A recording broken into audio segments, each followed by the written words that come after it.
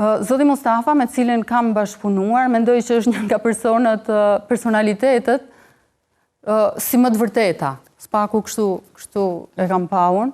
Në atë që thot dhe në atë që bën, dhe mendoj që ka qenë më kompetenti përsa i përket punës së tij si kryeministër dhe si kryetar i komunës së Prishtinës. Dhe edhe ai është akuzuar padrejtisht, domethënë, ka qenë thjesht luftë politike e jashtëzakonshme për ta sulmuar, por mendoj që akoma janë në fuqi vendimet e tij, reformat e tij si kryeministër. Dhe zoti Mustafa me qeverinë e tij, që ka qenë më e pastra, më e pa korruptuara, është rrëzuar atëherë për interesa tërësisht politike, për faktin që u pa se po punon mirë.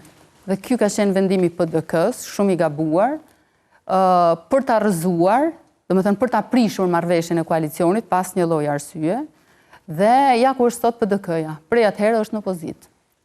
Kalojmë tek foto tjetër, Albin Kurti. Për Albinin fola shumë, Albini është nga ta që kam pi kafe shpesh me të para se të shkoj në partinë e tij politike.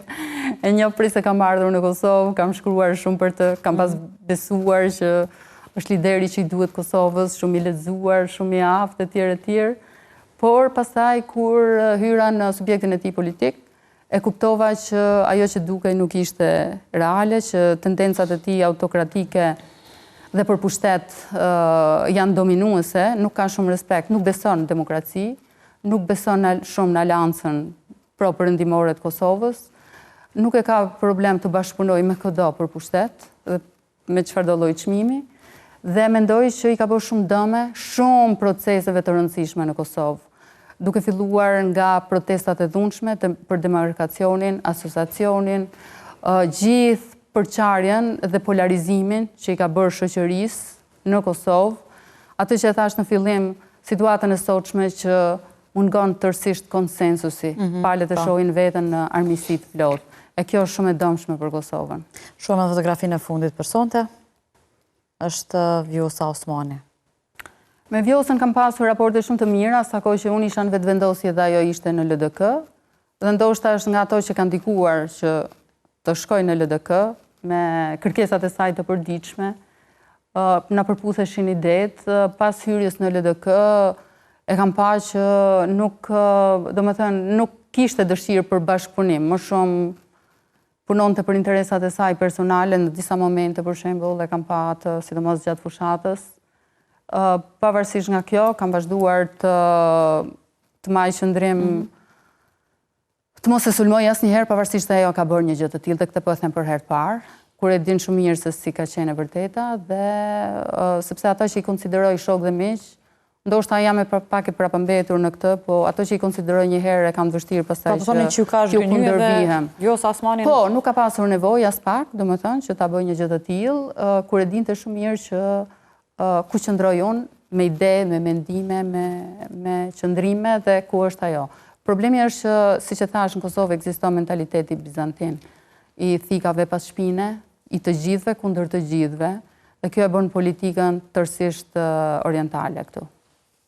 Do duhej të kthej sërish në LDK dhe a meriton edhe një mandat si presidente? Unë kam mendim të dyzuar përsa i përket zonjës Osmani. E para, me që më herët, para kësaj foto ishte Albini, dallimi i Vjosës me Albinin është se Vjosa nuk është anti-amerikane.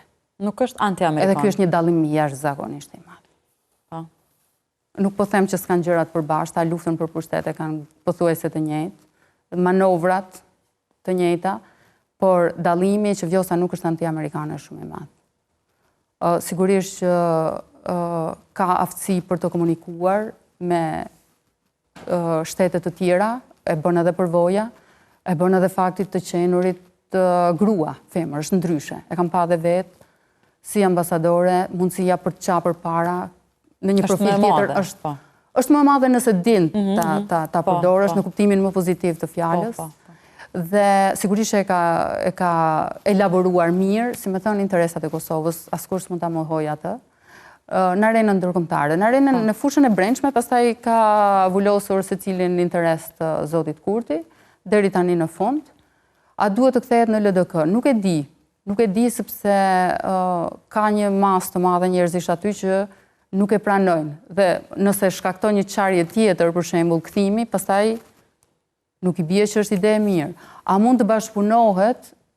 Ndoshta këtu duhet të jemi të hapur. Mund të bashkëpunohet me LDK-n dhe me subjekte të tjera politike, nëse është e sinqert për të mbrojtur me të vërtetë demokracinë dhe rendin kushtetues. Mendoj që secilit i duhet dhënë një shans. Janë dhënë të gjitha subjekteve politike të tjera, domethënë, përkrahen, nëse përkrahen nga publiku për një gjë, përkrahen për këtë, sepse Kosova, rendi kushtetues dhe vetë demokracia në Kosovë po rënohet.